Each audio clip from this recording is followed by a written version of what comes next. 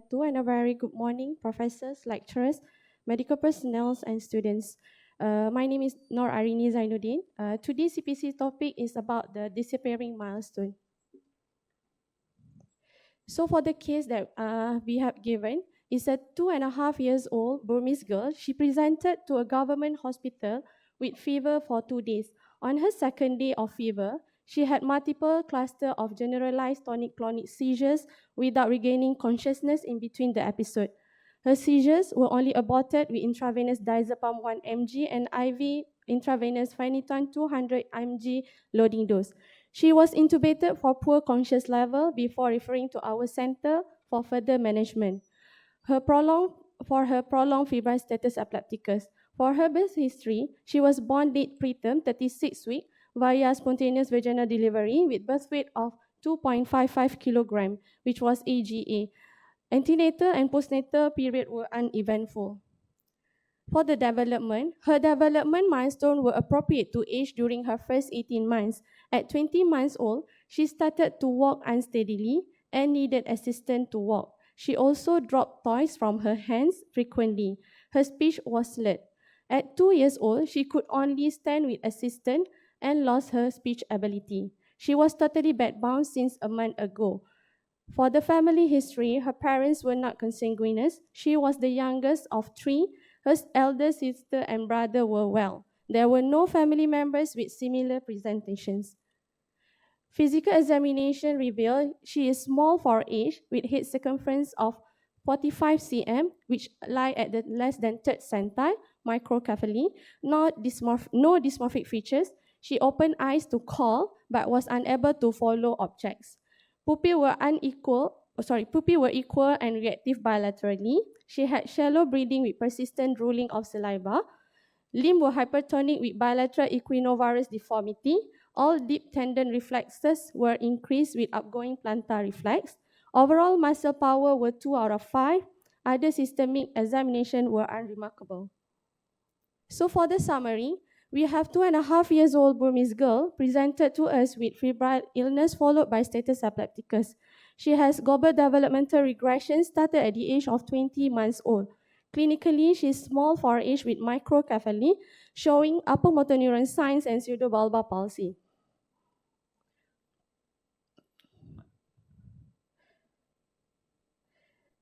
So in this case, it's actually fulfilling the criteria of the progressive intellectual and neurological deteriorations. In general, what we call as PIND causes can be classified into non-neurodegenerative and also neurodegenerative. So this is the outline of the differential diagnosis that we need to think of when we're receiving the neuroregressions cases. For the non-neurodegenerative, we have space-occupying lesions, epilepsy syndrome such as Dravet syndrome or Landau-Kleffner syndrome, autism which presented with the speech regressions, and other possible neuroregression conditions led by the lead poisoning, vitamin B12 deficiency, and hypothyroidism. For the neurodegenerative cause, it can be classified into acquired, which normally will be immune-mediated etiology and also infections, neurometabolic and neurogenetic conditions. So for the further history, I would like to know regarding the triggering factor that caused this disorder manifested. Is it concurrent with the intercurrent illness? Is there any seizures prior or after that? And what type of seizure with the nature of the seizure, frequency, and also the response to the treatment? Is there any presence of neurological symptom prior or after the episodes of febrile status epilepticus, in which is the patient having abnormal movements such as stereotypy and also dyskinesia, gait abnormality, symptoms of raised intracranial pressure within the infancy? Is there any increasing head size when the fontana is not yet closed? And also, is there presence of vomiting? Other parents reported any audio-visual problems? And then, is there any feeding difficulty throughout the infancy, especially at the age less than 1 year old? Is there any poor sucking, any vomiting, any loose stool? For the past medical history, antenatal, perinatal, and postnatal history, is this pregnancy a booked pregnancy with proper antenatal follow-up, knowing that this patient is a Burmese? Is the child born vigorous, and is there any presence of meconium stain liquor? What is the cord TH stage for this patient? And is there any presence of severe jaundice or unattended jaundice? And also the previous hospitalization for these patients. For the developmental history, as known in the case, the maximum milestone achieved, and also the other domain of the social and fine motor status.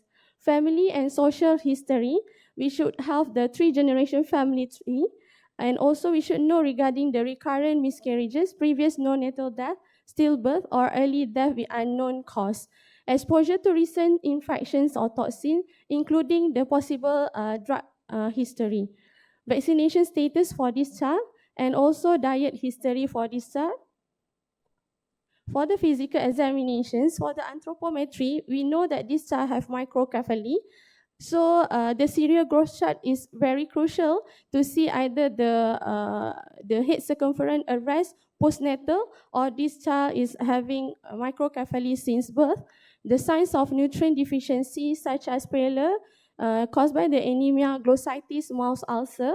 The conditions of the hair, is there any brittle, kinky hair, dry hair, the nails of the patients and the skin appearance, is there any neurocutaneous stigmata, and also is there any eczema presence?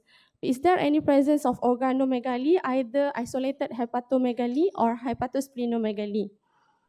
Together with the CNS symptom, is there any peripheral nervous system involvement also? Is there any spasticity in this patient?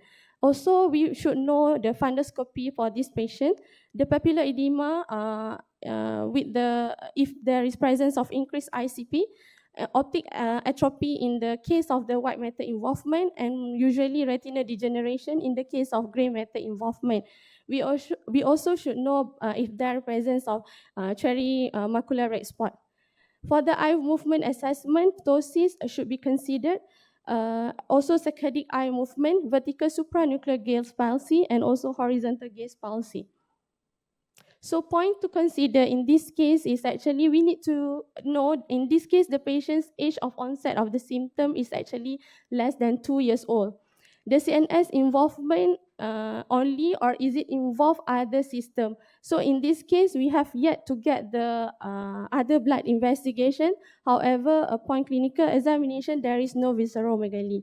Central nervous system and peripheral nervous system involvement, is there only CNS or together CNS and also peripheral nervous system involvement?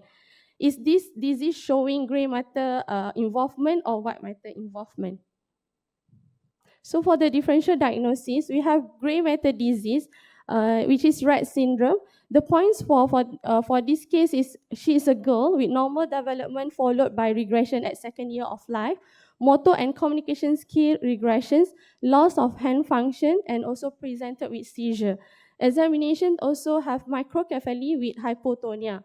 Points again is immobility, usually at stage 4, in which the patient could being immobile at the 5 years old. Irregular breathing, in which presence of hyperventilations during awake and breath holding. Another gray matter disease for differential diagnosis of this case is neuronal ceroid lipofuscinosis, NCL. The common one is NCL2.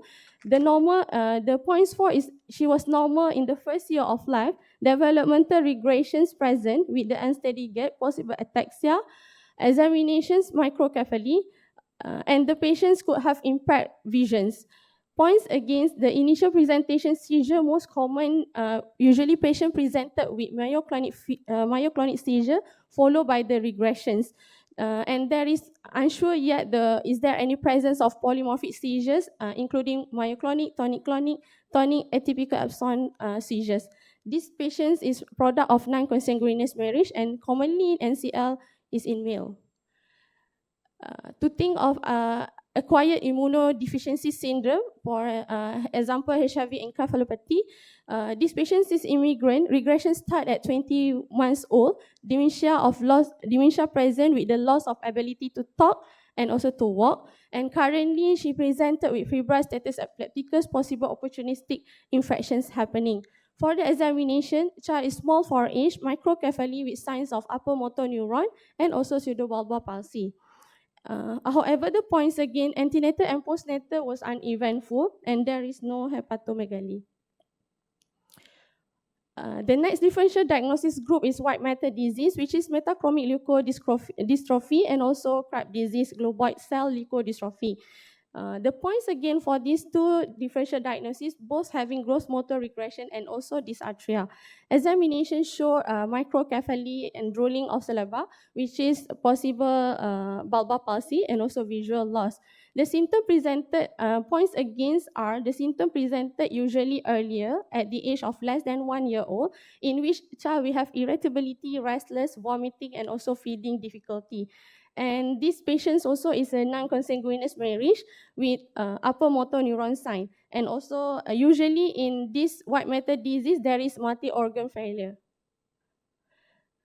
Another differential diagnosis is the acute necrotizing encephalomyelopathy of Leigh disease. The points for, of course, is a development regression and dysarthria. And this patient having shallow breathing, drooling of saliva, and visual loss. Points again, the symptom usually for the Leigh disease started during the infancy. And this patient has upper motor neuron sign, which is hyperreflexia, hypertonia. And commonly in Leigh disease at this age, usually presence of cardiac involvement, which can be manifested by hypertrophic cardiomyopathy, arrhythmia, and dilated cardiomyopathy. Other diagnoses need to be considered of is disorder of amino acid metabolism, homocystinuria, GAMT, MCUD, and PKU. The points for these patients, there is normal perinatal and postnatal history, rapid progressions of the neuroregressions, and presented with seizure. Examinations of microcephaly and upper motor neuron signs. And the points again, this patient was born with a weight of AGA.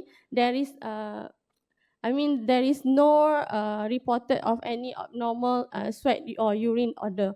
Examinations also yet to know, is there any fair skin, no, the blue eyes, eczematous rash, or coarse brittle hair. So for the investigations, usually we send basic first year investigations, which is our blood karyotyping, and is there any specific gene panel, the baseline of full blood count, renal profile, liver function test, electrolyte, bone profile, random glucose, and thyroid function test should be known for the patients with neuroregressions, and also the blood gas, ammonia, lactate, and uric acid before we are sending off our other inborn error of metabolism screening, such as plasma amino acid, carnitine, and acylcarnitine.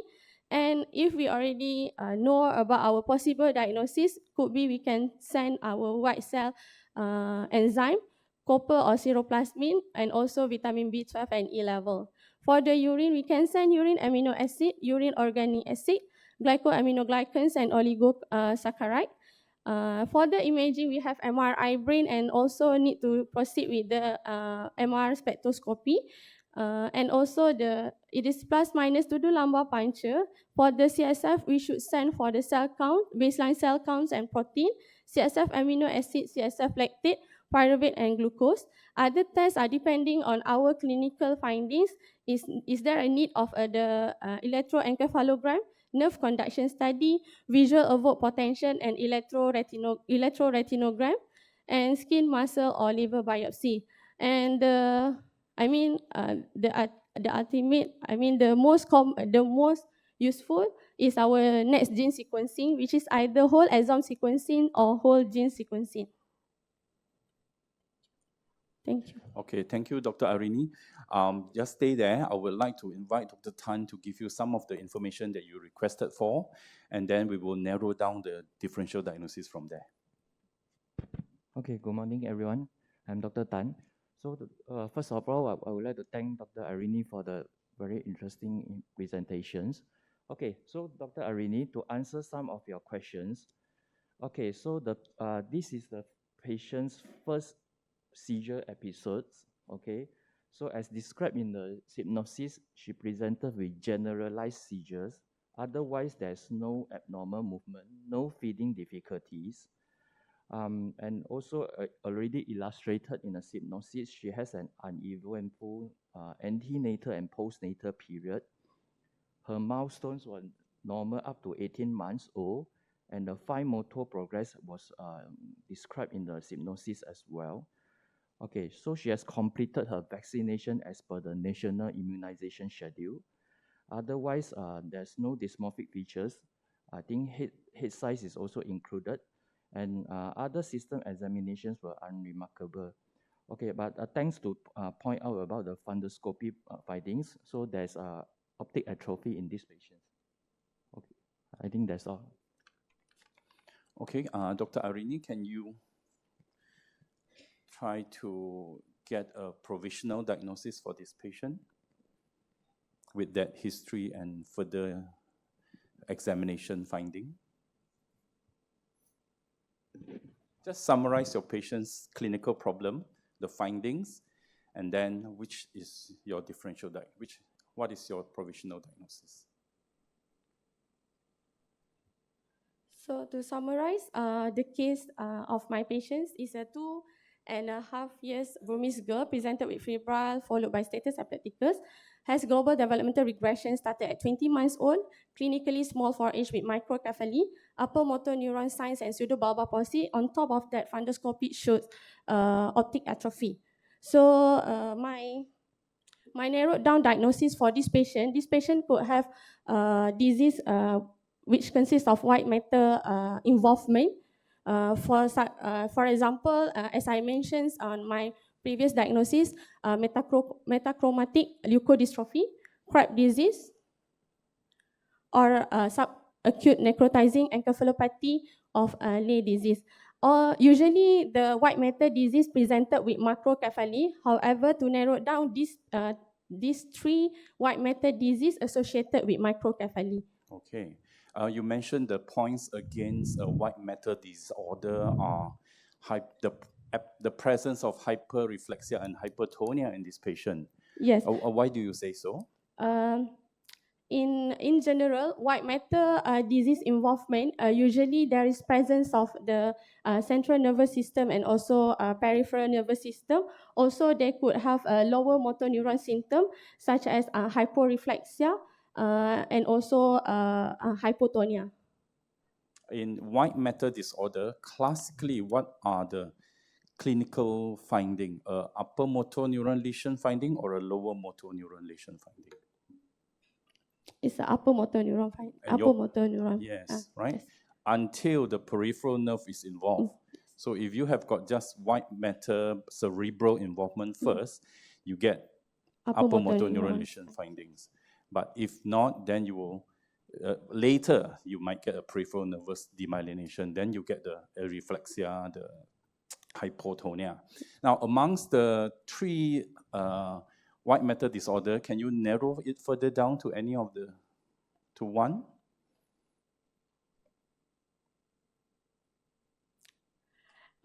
Actually, it's a bit difficult for me, but I would put my guess to the Leigh disease. Leigh disease. You ask, what are the clinical characteristic of Leigh disease? Usually, the symptoms started a bit earlier. At about 3 to 6 months old, they already started to have a symptom such as hypotonia and difficulties in breathing, in which presence of the poor sucking in the patients. What else is very important in Leigh disease? It's in your slide. The cardiac involvement. No? It's in your slide. The vision. Oh, the vision loss. Okay. They get a lot of eye movement. Does your patient have that? Not that. I mean, not okay, presented so in the. might not be high on your list. What? So you have 3. You eliminated 1. Is there? All right. What about metachromatic or Krabbe? Is there any way to distinguish clinically these two? I mean, these two presentations are quite similar, in which they have both gross motor and also speech regressions. To distinguish between metachromatic leukodystrophy and Krabbe disease, The clinical feature. the clinical Phenotypically, in Krabbe disease, how do they present? Very easy way to remember is Krabbe. Okay, later we will tell you the answer. Can we now ask Dr. Tan to review some of the investigation results? Okay, I think Dr. Arinie has done a good job in pointing out this may be a white matter disease. So I hope the following investigation can further assist her to reach a final diagnosis.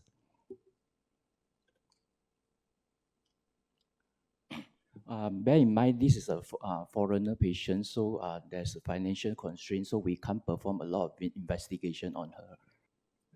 Can you make some with these interpretation? limited lab investigations, there is liver involvement in which presence of increase in ALT 121. The renal profile are normal, and also the full blood count also are considered normal with possible, with leukopenia 4.8. But I didn't know the distributions, but it's okay. But we have here the involvements of the liver. So the CRP is not raised, not suggest any inflammatory or infections. CK lactate blood gas not done, urine sulfatide and genetic test not done. So does it help you in your differential diagnosis between Krabbe and metachromatic?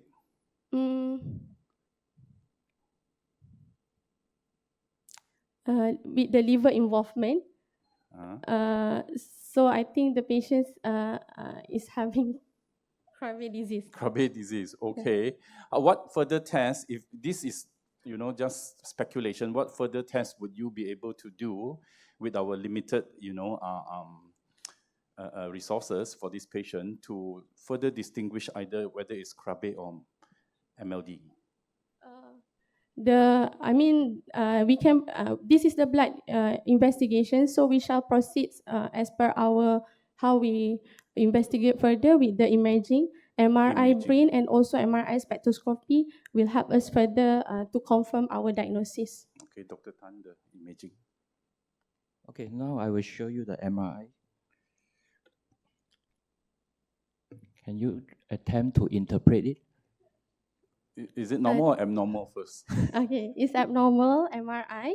In this MRI, the prominent we can see is cerebral atrophy, and also there is a hyperintensity over the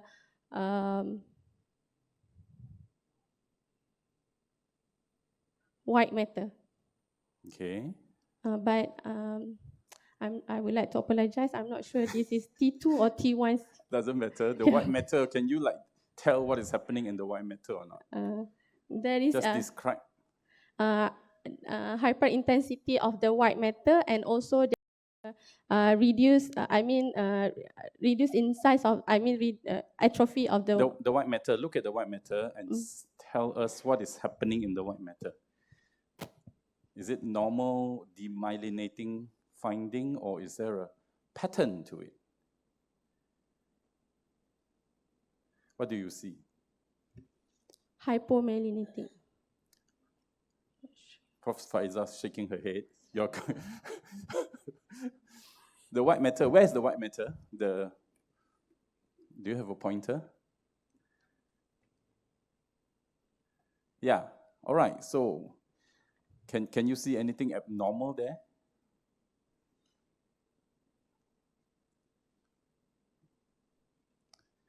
Is that the appearance of a white matter that is abnormal? Is there a pattern to it? Can you just describe what is?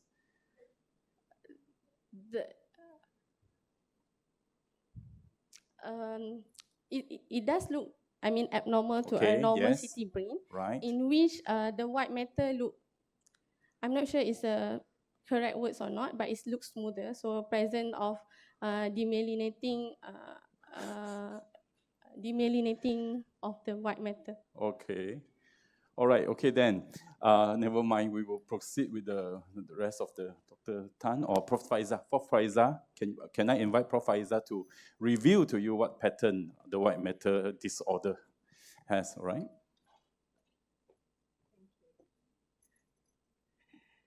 Okay, Assalamualaikum warahmatullahi wabarakatuh and very good morning everyone. Thank you. I would like to thank the pediatric department for inviting radiology department to be part of this CPC. And congratulations to Arinie for the attempt. That's very good. Okay, let me just present. Okay, so what we are having is actually the child actually had a CT scan and MRI brain that was done at the age of 28 months old. So before I just proceed with anything, I just showing that this is the plain CT brain. This is the normal plain CT brain as a reference, okay? And this is what the patient has. So you can actually see that the white matter of this patient's actually abnormal, is darker.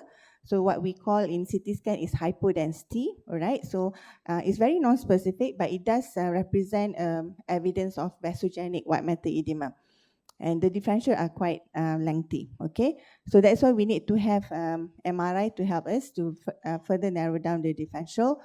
This is T1, okay? So if you want to look at the T1, it's basically the white matter is bright, okay, and this is the gray matter, which is the cortex, which is darker, and it is in reverse to T2. Okay, T2 is basically you would be able to see the CSF as a bright signal, okay, the fluid of a CSF, and then the myelinated white matter is darker compared to the gray matter. Okay, so that's the basic of it.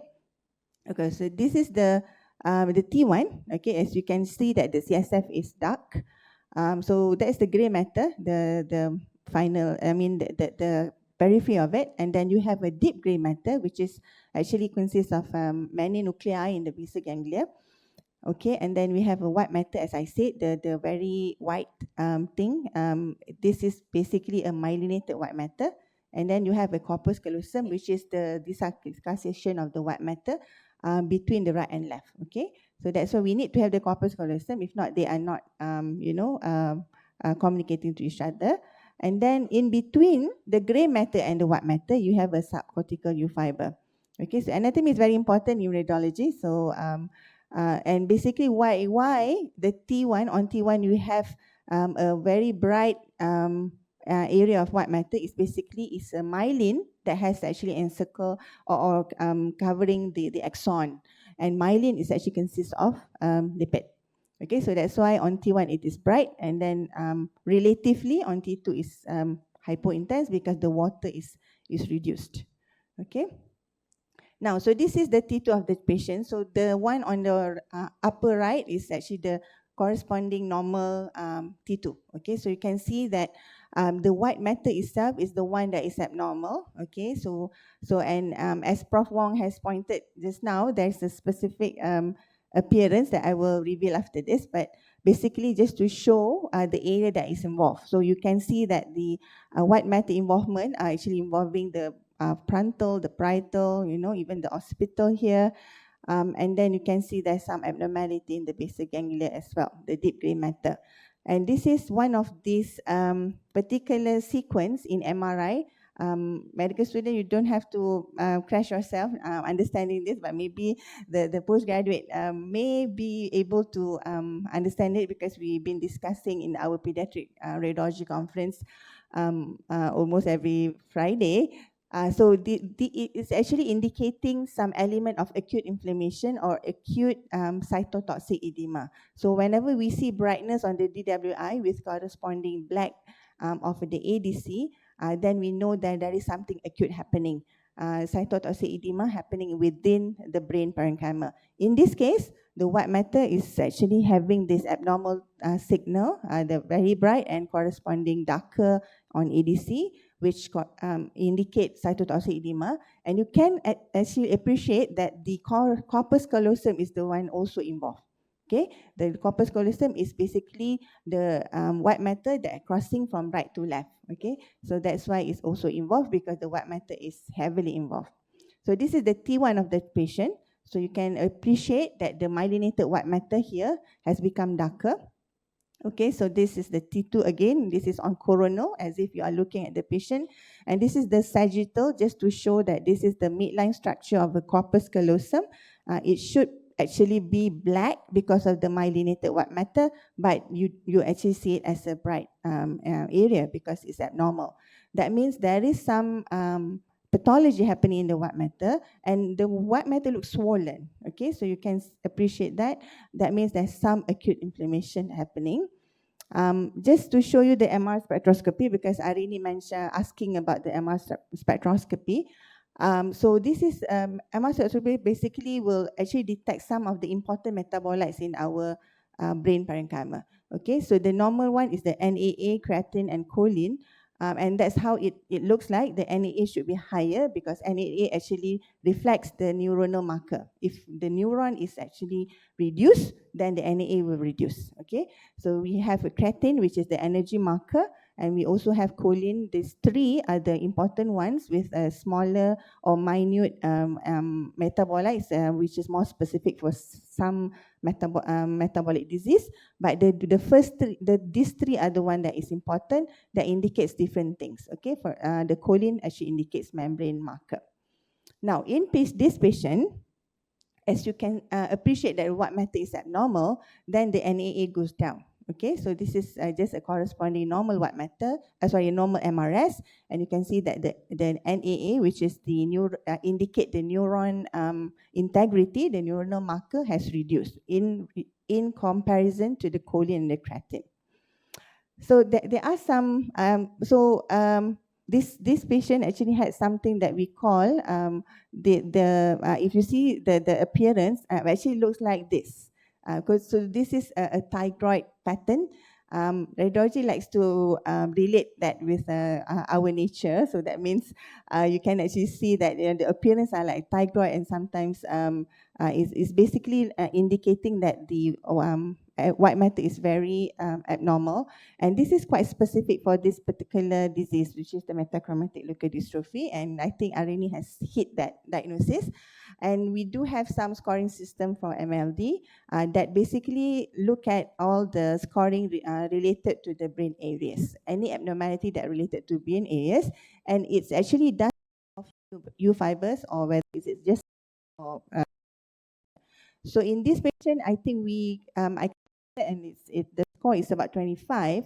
And the brain areas that happen is actually all over the brain, all over supratentorial as well as infratentorial. So that means the cerebellum is also being scored.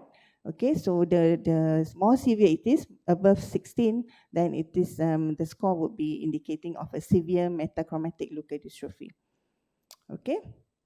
Now, so some people mention it's as a leopard because you do see that it's a dot, and it's actually the same thing because it indicates that it's actually the result of a dark spot that has been, the stripe, whereby it is basically a perivascular white matter that is bright within the demyelinated periventricular white matter on T2. So it's quite classic for metachromatic, but it can also be seen in Krabbe. However, in Krabbe, you do see some other supporting differential findings. For example, the thalami is the one that is abnormal, very dark thalami, or it's very bright on CT scan. Okay, and Pelizaeus-Merzbacher disease is also a differential, but this is basically you will see more of a hypomyelination, and autosomal spastic ataxia is basically more of a clinical diagnosis. So what does leukodystrophy mean? Leuko is white, and this is actually abnormal, and trophy is gross abnormal. So meaning that the white matter is the one that involved.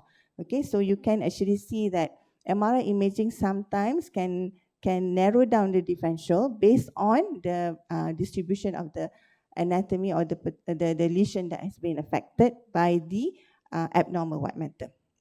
Okay, so I think that's all from my side. So congratulations, Arinie, you hit the metachromatic leukodystrophy. But basically, whatever that we have is the white matter abnormality that we are seeing. Thank you very much. Thank you, Prof. Faizah. Thank you. Just to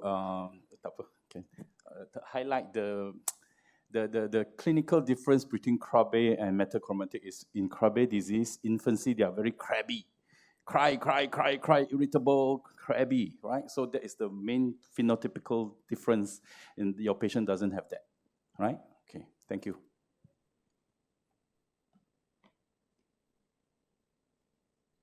Invite Dr. Tan to tell us the progress of this patient and then with what is MLD, metachromatic leukodystrophy.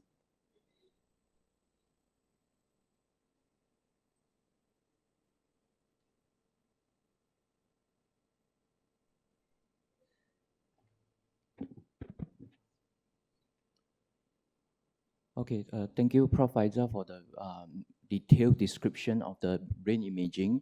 So now I will review the diagnosis. The final diagnosis is metachromatic leukodystrophy. So before the genetic era, we don't need the genetic confirmation test or even enzymatic test. The clinical phenotypes and imaging manifestations are adequate to make a diagnosis of metachromatic leukodystrophy. So we have disclosed the diagnosis to her parents, and the grave prognosis of the disease was informed. So the patient was planned for palliative care. So she was extubated and discharged the following day because of the financial restraint as well. But unfortunately, she succumbed to the disease a month later. Okay, so next I would briefly talk about approach to developmental regressions. So there are two parts in my presentation. So first part, I will lead you through how do we work out on this developmental regression, and the second part will be some brief details about the metachromatic leukodystrophy. Okay, so developmental delay or regressions are very common complaint in the community pediatrics. So the parents will bring their child telling you or informing the clinicians that the child can't speak well, they can't walk very well at the age appropriate.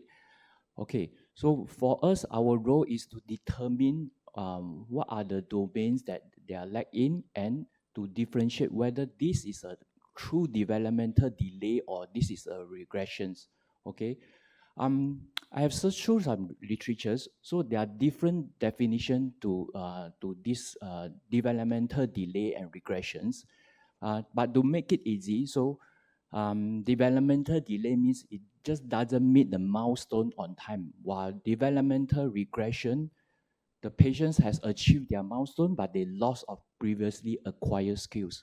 So why is it important to differentiate delay and regressions? Okay, because for delay, you may still have some time to do your investigations, but when there is developmental regressions, so your investigations have to be fast before the patients regress further.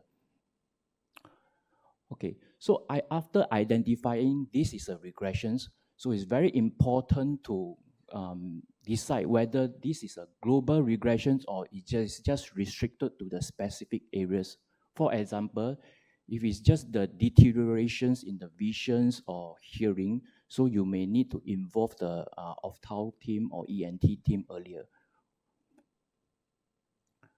Okay, so next, I think developmental regressions, as I mentioned earlier, there's no specific definitions.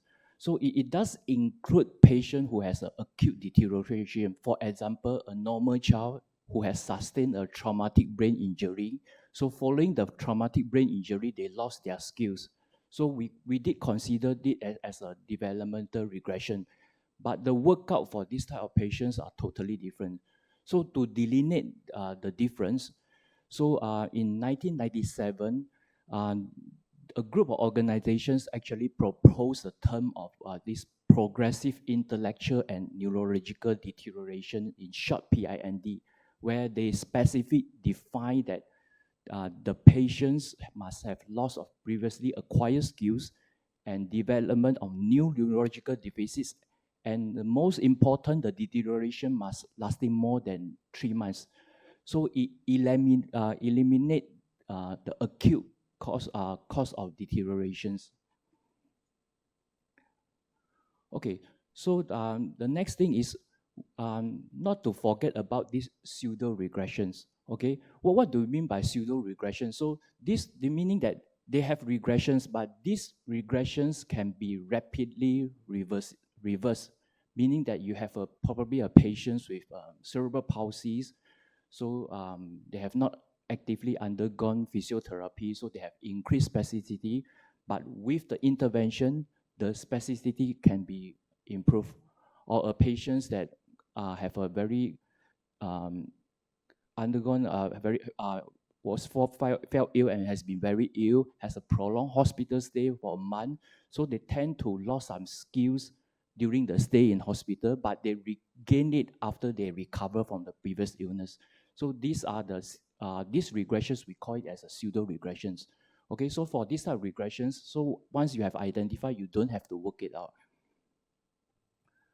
Okay, so next, we have to decide whether these are inherited or acquired etiologies. So there are the long list of etiologies. So I just pick up some etiologies which are specific to our PIND. Okay, so the acquired cause is, for example, the infection or infection related. The commonest will be our SSPE related to our measles, or the PRP related to our rubella infections. So these are infections that causing slow progressive deterioration or regressions. Whereas in inherited disorders, so the common one would be your lysosomal disorders, as our Krabbe disease, metachromatic leukodystrophy, the paroxysmal disorder, our Zellweger spectrum disorder, X-linked adrenal leukodystrophy, mitochondrial disease, for example, MELAS, Lee disease, and also our gray matter disorder, the CLN Rett syndrome, or the white matter disorders that we are going to discuss further. Okay. So lastly, we need to decide whether the disease is predominant gray or white matter involvement. So brain imaging is very important, but some clues to the symptoms. The gray matter disease, usually they present with these seizures, personality change, and most important, they have cognitive decline. Whereas in white matter disease, they are more specific to focal neurologic deficits with spasticity, as Prof. Wong has mentioned just now, and also very frequent, they lead to blindness. But again, the process may begin in either the gray or white matter, but eventually the clinical features of dysfunction in both gray and white matter will manifest. So this is very, very important to decide the sequence of the deterioration, whether it starts from the white matter or gray matter first. Okay, so these are the differentiating features between the gray and white matter disease. So the age of onset, usually the gray matter disease tend to present earlier, so they have more microcephaly. White matter disease, they tend to have macrocephaly in the beginning, but eventually they will progress to microcephaly as well. Okay, seizures-wise, we know gray matter disease, so neurons are involved, so they have very early severe seizures, whereas in white matter disease, so the seizures tend to present later and not as severe as the gray matter. So comparing the spasticity, of course, the white matter is always more severe. Okay, so reflexes, as I think Prof. has pointed out earlier as well, in white matter disease, earlier in the disease, they tend to have spasticity, hypertonia, until the peripheral neuropathy has set in at the end of the disease, so they may manifest as hypotonia or absent reflexes. Okay, so the peripheral neuropathy is common in white matter disease. So fundoscopy examinations, it gives you some clues as well. So in white matter disease, because of nerve degeneration, you tend to see the optic atrophy, whereas in gray matter disease, you may see some retinal degeneration, for example, your cherry red spots, retinitis pigmentosa. Okay, EEG, I think in white matter, not much of seizures, it's just showing diffuse slow wave, while gray matter, you can expect a lot of epileptiform discharges, and NCS can give you some clues of whether this is a demyelinating features of external loss. Okay, so let's interpret our case again. So we have a 2.5-year-old girl, so have progressive intellectual and neurological deteriorations, more than 3 months, and it evolved all areas. But when you break down, it started off with locomotion, spasticity, and muscle weakness, followed by the fine motor, skills, and visions. Lastly is speech and language before she has cognitive decline and seizures. So it just manifests as a white matter disease features followed by gray matter involvement later on. And our MRI features are predominant white matter disease, although there's no biochemical or genetic does, but we can conclude this is a metachromatic leukodystrophy. Okay, so this is the second part of my talk. So I just quickly bring you through. So MLD is a neurodegenerative white matter and also lysosomal disease. So it causes progressive demyelination of the central and peripheral nervous system. Okay, this is very old data. So for mainly the European, so the epidemiology actually is not high. So 1 in 140 for the late infantile form and 1 in 100,000 in the juvenile form. But somehow this is a commonest inherited leukodystrophy, although majority are still have no diagnosis. Okay, so this is a complex sphingolipid metabolisms. Okay, so we can just follow at the sphingosine. So this is the end product of this entire metabolism, because the importance of this sphingosine is form the backbone of the sphingolipids. Okay, so what happened in metachromatic leukodystrophy is there's enzyme deficiency in this part causing the sulfatide accumulations.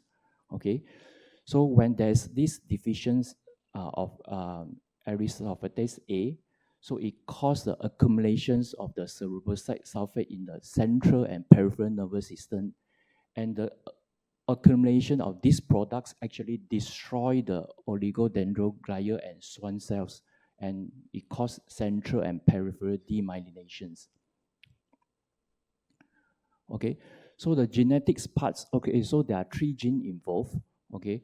So the commonest one is still our ASA gene, okay. So clinical manifestations, why we can classify into the late infantile onset, juvenile onset, and adult onset. The commonest is still late infantile onset. Okay, so due to time limitation, I'm probably not going through the clinical manifestations in details. Okay, so the MRI brain, I think explained by Prof. Faizah just now. Also, they have classical this TARIKH pattern on the T2 weighted images. Okay, so these are the common differential diagnoses. Okay, for X-linked adrenal leukodystrophy, the distribution probably concentrated more on the occipital parietal region. Okay, so Krabbe disease, there are various changes. It depends on the age you image the patients, while in PMD, they show more hypomyelinations. Okay, so clinically, so very classical, they present with this PIND. So the confirmatory test is either MRI brain or the enzyme activity, or we can do a gene sequencing nowadays. Okay, so back in the days, the management is mainly supportive, palliative care. So we are concentrating in managing the spasticity or seizures that may happen. But we always tell the parents they have poor prognosis and usually dead within 6 years of age. Okay, traditionally, I think they have proposed the enzyme replacement therapy, but the outcome wasn't very good because it has very poor penetration to blood-brain barrier and the distribution was non-homogeneous throughout the CNS. Okay, but last year we have a disease-modifying drugs which is approved by FDA. Okay, so the drug is called LAMLD. So this is a blood stem cell-based gene therapy where we harvest the child's own stem cells and add a functional copies of the ASA gene to the cells to produce a sufficient ASA enzyme. Okay, so does it work? Okay, so we look at the main 3 trials. So first trial involved 20 babies, pre-symptomatic below 30 months. So you can see it's pretty effective. So all of them, 100% who received the therapy survived, and their gross motor function and cognitive functions are mainly still intact compared to those who are untreated. How about those children who are treated between later on, meaning 30 months to 7 years? Okay, so there are 7 children involved in this trial. So all of them maintain their gross motor functions and also cognitive function as well. Okay, so lastly, how about those that have manifest early symptoms? So when they are given treatment, what's the outcome? It's still pretty good. So 70% of them still maintain normal cognitive functions and 50% still maintain their gross motor abilities. Okay, so this disease modifying drugs is really very helpful, but unfortunately, I think it's still not in the Asian market yet. Okay, so some take-home messages. So first, it's important to differentiate between the developmental delay and developmental regressions. So identifying the sequence of deteriorations, and we have to initiate the appropriate investigations, because, for example, in MLD, you just send a routine blood spots, it's not going to give you the diagnosis. So you need to order specific investigations. And lastly, early referral for disease-specific therapy once you have made the diagnosis. Okay, thank you.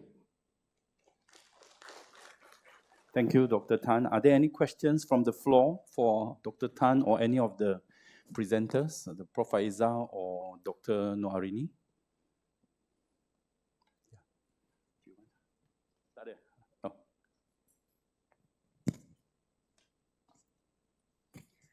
Hi, very good morning. I'm Lydia from Medical. I think a very good presentation. I just want to ask Prof, I mean, like, we are a bit luxury with MRI and everything. In a resource limiting hospitals, how would you come out with the diagnosis, or, at least to list down, I mean, like, to at least to get a few differential if we don't have MRI and stuff. Dr. Tan, do you want to respond to that first? Okay, thank you for the questions.